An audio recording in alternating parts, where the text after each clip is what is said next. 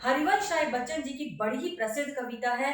कोशिश करने वालों की कभी हार नहीं हो, लहरों से डरकर नौका पार नहीं होती। नन्ही चींटी जब दाना लेकर चलती है, चढ़ती दीवारों पर 100 बार फिसलती है। फ्रेंड्स, आप सही समझे। आज मैं आपसे नन्ही सी चींटी के बारे में बात करूंगी कि जो नन्ही सी चींटी है वो हम सभी के लिए एक बहुत ही बड़ी ग्रेट मोटिवेटर है और हम नन्ही चींटी से अपनी जिंदगी में बहुत कुछ सीख सकते हैं। उससे पहले अगर आपने हमारे इस चैनल को सब्सक्राइब नहीं किया है और हमारे जो नए व्यूअर्स हमारे साथ आज जुड़ रहे हैं वो हमारे इस चैनल को सब्सक्राइब करना मत भूलिएगा और इसके साथ साथ बेल आइकन जरूर प्रेस कर दीजिएगा ताकि हमारे नए नए वीडियोस का नोटिफिकेशन सबसे पहले आपके पास पहुंचता रहे। देखिए, जो नन्ही सी चींटी है वो बहुत छोटी होती है और उसकी जिंदगी भी काफी कम होती है।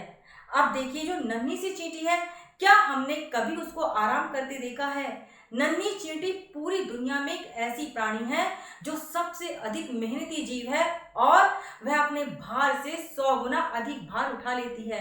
हम सभी ने देखा होगा कि नन्ही सी चींटी कई बार इतने बड़े तिनके को लेकर चलती रहती है अपने साथ साथ, और हमने देखा है कि नन्ही चींटी बड़ी से बड़ी दीवारों को भी फांद जाती है। अगर एक बड़ा सा पत्थर उसके सामने रख दिया जाए या कोई बड़ी सी बाधा उसके सामने आ जाए तो वो कहीं ना कहीं से अपने लिए रास्ता निकाल ही लेती है और उसके बाद अपने पथ पर आगे बढ़ चलती है। तो देखिए, नन्ही चींटी हमें बताती है कि जिंदगी में कितनी भी बड़ी प्रॉब्लम्स हमारे सामने आ जाए, मगर अगर हमने मन में ठान लिया है तो रास्ता कहीं ना कहीं से जरूर निकलेगा। चींटी इस वर्ल्ड की ऐसी प्राणी है जो बहुत ही अधिक अनुशासन प्रिय, पूरी तरह फोकस्ड और कंसंट्रेट होकर काम करती है और कितनी भी बड़ी से बड़ी प्रॉब्लम आ जाए लेकिन जो चींटी है वो कभी हार नहीं मानती। कहीं ना कहीं से वो अपने रास्ते पर निकल ही पड़ती है। और यहाँ पर मुझे माइकल जॉर्डन का ध्यान आ रहा है। बास्केटबॉल के जादूगर जो माइकल जॉर्डन है वो भी बचपन से ही अनुशासन प्रिय थे और वे यह बोलते थे कि आप मेरे पास प्रॉब्लम्स लेकर आइए, मेरे ऊपर प्रॉब्लम्स पर प्रॉब्लम्स आप डालते जाइए और देखिएगा मैं उन्हीं प्रॉब्लम्स को आपको अपनी कामयाबी में बदल कर दिखा दूंगा। देखिए, कितना अधिक कॉन्फिडेंस था और उन्होंने अपनी जिंदगी में ऐसा कर कर भी दिखाया। बचपन से ही वह बहुत अधिक फोकस्ड और अनुशासन प्रिय थे। यहाँ पर मुझे उनके जीवन की एक घटना याद आ रही है। एक बार उनके फादर ने उन्हें एक बड़ा मैला कुचैला सा कपड़ा देकर कहा कि बेटा जाओ और इसे $1 में बेच कर आओ। वह कपड़ा ऐसा था कि उसे कोई फ्री में भी नहीं लेता, मगर माइकल जॉर्डन ने फोकस्ड होकर दिमाग लगाया कि किस तरह से उसको बेचने योग्य बनाया जा सकता है। उन्होंने उस कपड़े को धोया, अच्छे से प्रेस किया और मार्केट में लेकर गए और $1 में बेचकर आ गए। उसके बाद उनके फादर ने उन्हें एक टी शर्ट दी और कहा कि जाओ अब इसको भी तुम $10 में बेच कर आओ। उसके बाद बेटे ने उस पर भी बहुत अच्छे से धोया उसको और उस पर एक बड़ा ही अच्छा सा कुछ कैप्शन लिखा और उसको $20 में बेच कर आ गए। तो पिताजी बड़े खुश हुए। उसके बाद उन्होंने एक और टी शर्ट देकर कहा कि अब जाकर तुम इसे $50 में बेच कर आओ। तो बेटे ने क्या काम किया कि उसको इस तरह से बनाया कि उसको 50 की जगह अधिक डॉलर में बेचा जा सके। उन्होंने कार्टून लिया, बड़े ही सुंदर तरीके से उसे टी शर्ट पर चिपकाया और मार्केट में जाकर उसको $200 में बेच कर आए।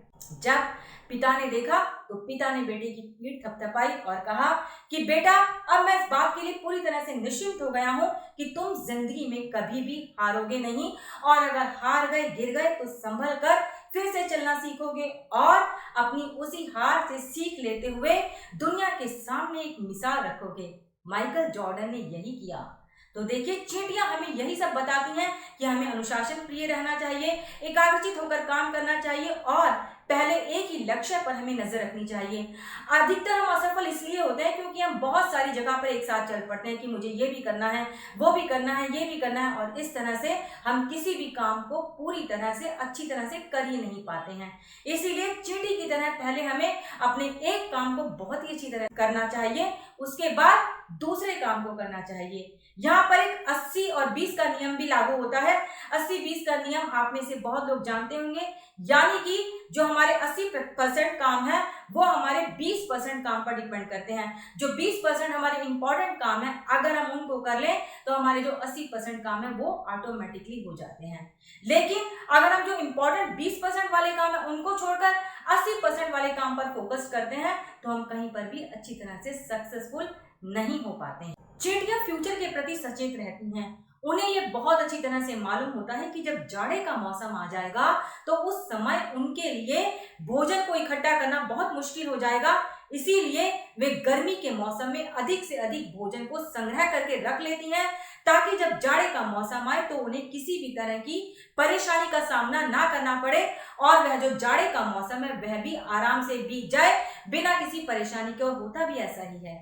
तो देखिए, यहाँ पर चींटी हमें कितना बड़ा मैसेज देती है कि हमें अपने फ्यूचर का ब्लूप्रिंट बनाकर रखना चाहिए, हमें अपने फ्यूचर की योजना बनाकर रख लेनी चाहिए, ताकि अगर फ्यूचर आने वाला बुरा हो तो उस बुरे वक्त में भी हम नॉर्मल होकर रह सकें और अपने आगे के प्लान को अच्छी तरह से कन्वर्ट कर सकें। चींटियां हम सभी के लिए एक बहुत बड़ी मोटिवेटर है। एक नन्ही सी चींटी का आत्मानुशासन देखकर, भविष्य के प्रति प्लान बनाते देखकर, पूरी तरह एकाग्रचित होते देखकर मुझे तो ऐसा प्रतीत होता है कि मानो एक एम नामक हार्मोन हर वक्त उनकी बॉडी में बनता रहता है। एम हार्मोन जानते हैं कौन सा एम हार्मोन? यानी कि मोटिवेशनल हार्मोन। और यह हार्मोन हम सभी के अंदर भी बन सकता है। कैसे? अगर हम मोटिवेशनल बुक्स पढ़ते रहें, मोटिवेशनल बातें सुनते रहें, तो आपके अंदर जो मोटिवेशनल हार्मोन है वो हर वक्त बनता रहेगा और आपको हर वक्त बाधा से लड़ने के लिए प्रेरित करता रहेगा। उम्मीद करती हूँ कि आपको आज का यह वीडियो पसंद आया होगा। मैं जल्दी ही मिलती हूँ आपसे किसी नए विषय के साथ। तब तक के लिए नमस्कार, बाय बाय।